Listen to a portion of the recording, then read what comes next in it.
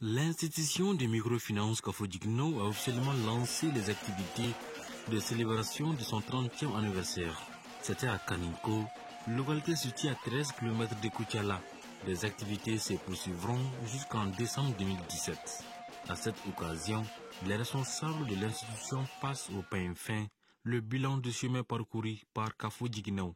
Une construction humaine qui part de 0 francs en 1997 et qui arrive bien sûr à se bâtir progressivement pour atteindre un total bilan de 46 milliards au bout de 30 ans, c'est quelque chose qui est à saluer. Et je tiens à dire que Kafo-Djigno est entièrement une œuvre malienne. Kafo-Djigno capitalise 30 ans d'activité au profit des populations à faible revenu en vue de l'amélioration de leurs conditions de vie. À ses débuts, l'institution comptait 5 caisses, 420 sociétaires, 11 millions de francs CFA d'encours de dépôt. La situation actuelle est la suivante. Kafo compte aujourd'hui 385 000 clients membres. Kafo-Djigno a un encours dépôt de 32 milliards et un encours crédit de 30 milliards. Les fonds propres accumulés au cours de ces 30 années sont de 8,4 milliards. Le total bilan est de 46 milliards de francs CFA. Kafo-Djigno compte aujourd'hui 702 travailleurs salariés. En 2016, le dernier bilan fait ressortir un bénéfice net de 356 millions. La représentante du ministre de la Promotion de l'Investissement et du secteur privé a exhorté les responsables de Kafo-Djigno à préserver dans cet élan afin de mieux servir la population. Les efforts ont été consentis pour tout ce qui concerne la dimension de prêts, de crédits et autres pour les populations qui font confiance à Kafo-Djigno. Et c'est une grande diversité de personnes qui accompagnent Kafo-Djigno dans ce développement-là. Donc moi, mon sentiment, c'est que j'ai un sentiment de fierté par rapport à Kafo-Djigno. C'est vraiment un sentiment de personnes qui travaillent, des ressources humaines qui sont à disposition de cette institution, qui font du bon boulot. Et quand on veut faire du bon boulot, je pense que le pays doit l'accompagner.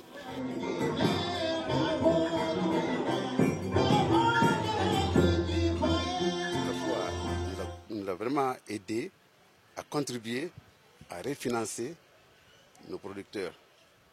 Vous avez vu les tracteurs, vous avez vu les charrues, les charrettes.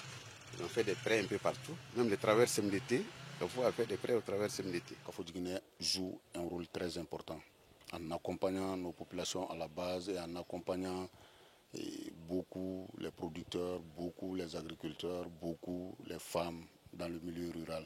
Je crois que Kafo-Djigno est aujourd'hui un exemple à suivre. Kafo-Djigno est membre à part entière de la Confédération des institutions financières de l'Afrique de l'Ouest. Le président du conseil d'administration de cette confédération félicite les responsables de la structure des microfinances. Il les invite à s'organiser davantage pour relever les nouveaux défis. Kafo a atteint l'âge mature. Et Kafo, nous voulons, au nom de tous les 6 régions, je dirais 5, féliciter Kafo.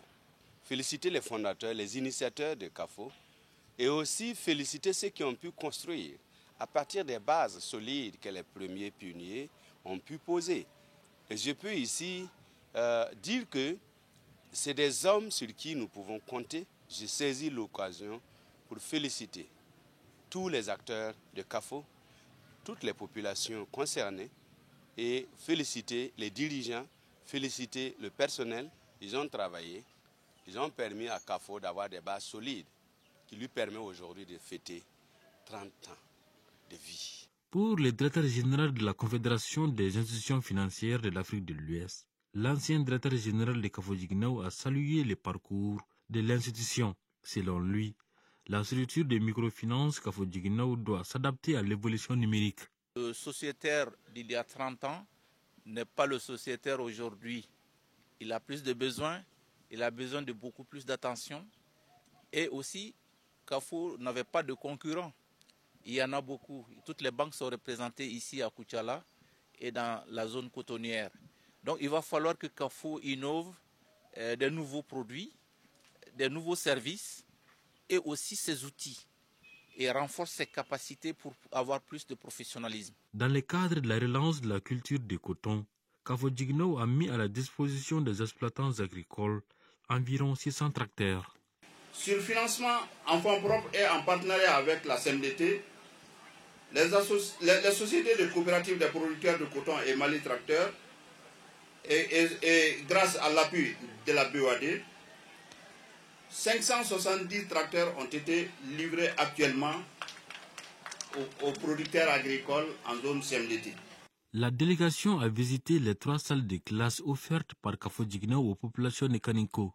Elle a également visité les guichets de Kassela et les délégations régionales de Kafo-Djigno de Fana, Sikasso et Bougouni, ainsi que les caisses de Koumantou et de Niena.